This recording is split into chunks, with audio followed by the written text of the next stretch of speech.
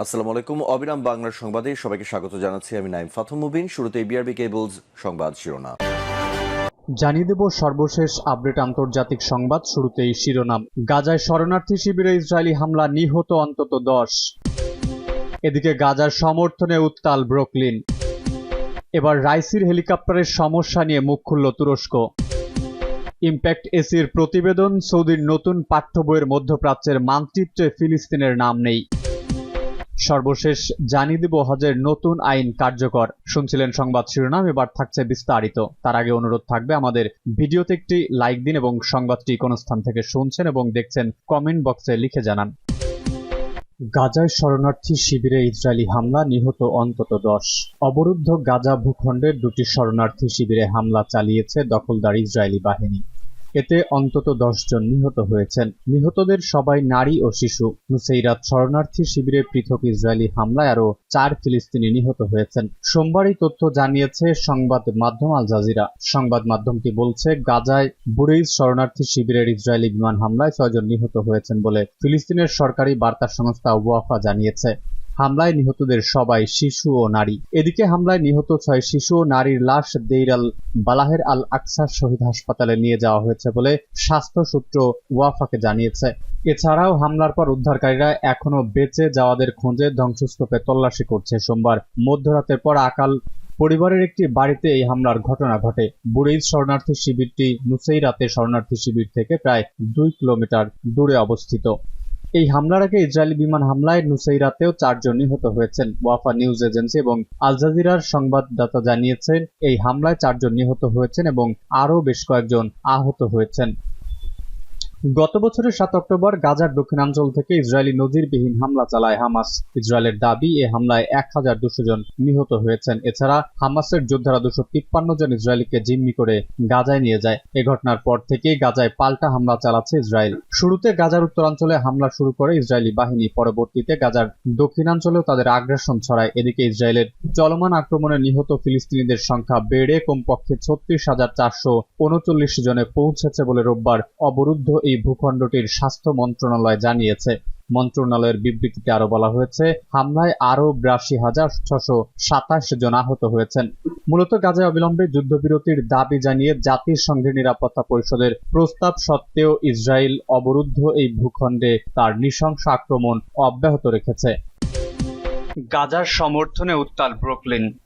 কখনো দেখা গেল পোস্টার হাতে ব্রুকলিন জাদুঘরের দিকে হাঁটছেন মানুষজন, কখনো আবার দেখা গেল জাদুঘরের সামনে ও ভেতরে তাঁবু খাটিয়ে বসে রয়েছেন অনেকে। ফিলিস্তিনের সমর্থনে রোববার শত শত মানুষ এমন ভাবেই বিক্ষোভ দেখালেন, নিউ ইয়র্কের ওই প্রখ্যাত জাদুঘর পর্যন্ত মিছিল করে ভেতরে জোর করে ঢুকে গিয়ে।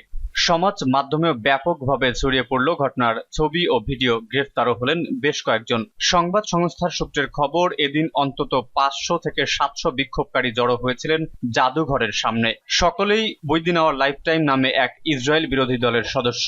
স্থানীয় পুলিশ সূত্রের খবর, এদিনের বিক্ষোভ প্রদর্শনের উপস্থিত সকলের হাতেই ছিল নানা রকমের পোস্টার। কোনো পোস্টারে লেখা ছিল ফিলিস্তিনকে মুক্ত করো, গণহত্যা শেষ করো। কোনো পোস্টারে আবার লেখা ছিল সাইলেন্স ইকুয়াল ডেথ, অর্থাৎ নীরবতাই মৃত্যুর সমতুল্য। অনেকের হাতে ছিল ফিলিস্তিনের পতাকাও। প্রতিবাদ মিছিল জাদুঘর পর্যন্ত যাওয়ার পরে ক্রমশ উত্তপ্ত হয়ে ওঠে পরিস্থিতি। অনেকে পুলিশকে লক্ষ্য করে পানির বোতল ছোড়েন, অনেকে আবার ব্যারিকেড ভেঙে দেওয়াল বেয়ে নিরাপত্তা কর্মীদের সরিয়ে দিয়ে জাদুঘরের মধ্যে ঢুকে পড়েন। ওই সময় ঘটনাস্থল থেকে বেশ কয়েকজনকে গ্রেফতার করা হয়। অনেকে অবশ্য ততক্ষণে জাদুঘরের ভেতরে তাঁবু খাটিয়ে সেখানেই বসে পড়েছেন। এদিন জাদুঘরের তরফে দেওয়া একটি বিবৃতিতে জানানো হয়েছে, বিশৃঙ্খলায় বেশ কিছু পরিমাণ ক্ষয়ক্ষতি হয়েছে তাদের। পুলিশ জানিয়েছে, বিক্ষোভকারীদের বিরুদ্ধে কড়া পদক্ষেপ গ্রহণ করা হবে।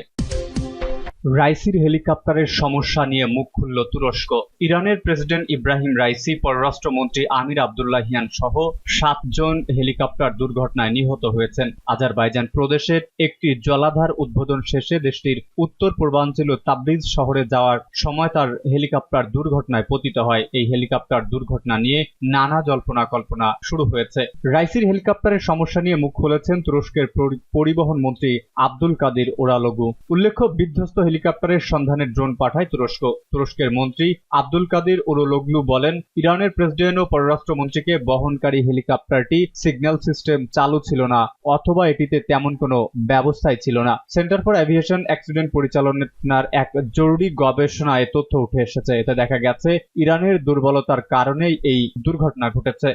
তুর্কি পরিবহন মন্ত্রী সাংবাদিকদের বলেন, আমরা হেলিকপ্টার থেকে একটি সংকেত পরীক্ষা করেছিলাম, কিন্তু দুর্ভাগ্যবশত সম্ভবত হেলিকপ্টারটির সিগন্যাল সিস্টেম বন্ধ ছিল বা হেলিকপ্টারটিতে সিগন্যাল সিস্টেমই ছিল না, ফলে আমরা তাদের শনাক্ত করতে পারিনি। তুরস্কের পরিবহন মন্ত্রণালয়ের একজন কর্মকর্তা বিবিসিকে জানান, তারা গতরাতে ইরান থেকে একটি কল পান যাতে সংকেত শনাক্ত করতে সহায়তা চাওয়া হয়। তিনি বলেন, আমরা সংকেতটি পরীক্ষা করেছি। তিনি আরো জানান, আমরা জানি না আসলে হেলিকপ্টারটি অত্যাধুনিক প্রযুক্তি ছিল নাকি এটি বন্ধ রাখা হয়েছিল, তবে নিরাপত্তাজনিত কারণে হলেও এটি বন্ধ থাকার কথা নয়। সব ধরনের বিমান, বিশেষ করে যেসব হেলিকপ্টার রাষ্ট্রীয় কর্মকর্তাদের বহন করে, সেগুলোতে এই ব্যবস্থা থাকা উচিত বলেও মন্তব্য করেন তিনি। সৌদির নতুন পাঠ্য বইয়ের মধ্যপ্রাচ্যের মানচিত্রে ফিলিস্তিনের নাম নেই।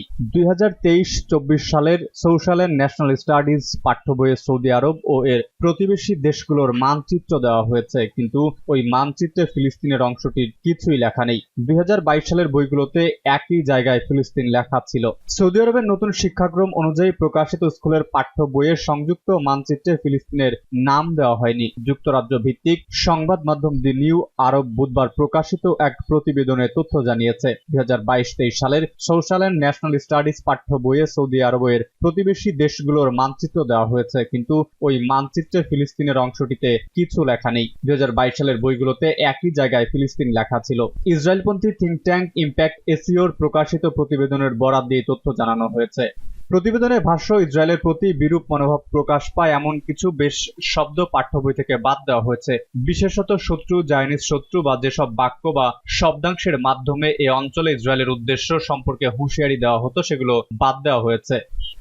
ইম্প্যাক্ট এসিই জানিয়েছে, বইগুলোতে জেরুজালেমের বদলে শুধু পূর্ব জেরুজালেমকে ফিলিস্তিনের রাজধানী হিসেবে অভিহিত করা হয়েছে, সঙ্গে পূর্ব জেরুজালেমকে অধিকৃত বলা হয়েছে। আগে কিছু কিছু ক্ষেত্রে জায়নিজমকে বর্ণবাদী ইউরোপীয় আন্দোলন হিসেবে অভিহিত করা হলেও এ ধরনের বাক্য নতুন বইয়ে নেই। বস্তুত ইসরায়েলের সমালোচনা করা হয়েছে এমন সব অনুচ্ছেদই বই থেকে বাদ দেওয়া হয়েছে। হজের নতুন আইন কার্যকর। সৌদি আরবে পবিত্র হজ বিষয়ক নতুন আইন রোববার থেকে কার্যকর করা হয়েছে, যা আগামী 20 জুন পর্যন্ত চলবে। যারা হজের নতুন আইন এবং এই নির্দেশনা ভঙ্গ করবেন তাদের বিরুদ্ধে এই কয়েকদিন কঠোর ব্যবস্থা নেওয়া হবে। নতুন আইন অনুযায়ী যারা এবছর অনুমতি ছাড়া হজ করবেন তাদের 10,000 সৌদি রিয়াল জরিমানা করা হবে, যা বাংলাদেশি অর্থে প্রায় 3.5 লাখ টাকা। অনুমতি ছাড়া কেউ যদি হজ যাত্রীদের পরিবহন করেন তাহলে তাদের 6 মাসের কারাদণ্ড এবং 50,000 রিয়াল জরিমানা করা হবে, যা বাংলাদেশি অর্থে 15 লাখ টাকারও বেশি।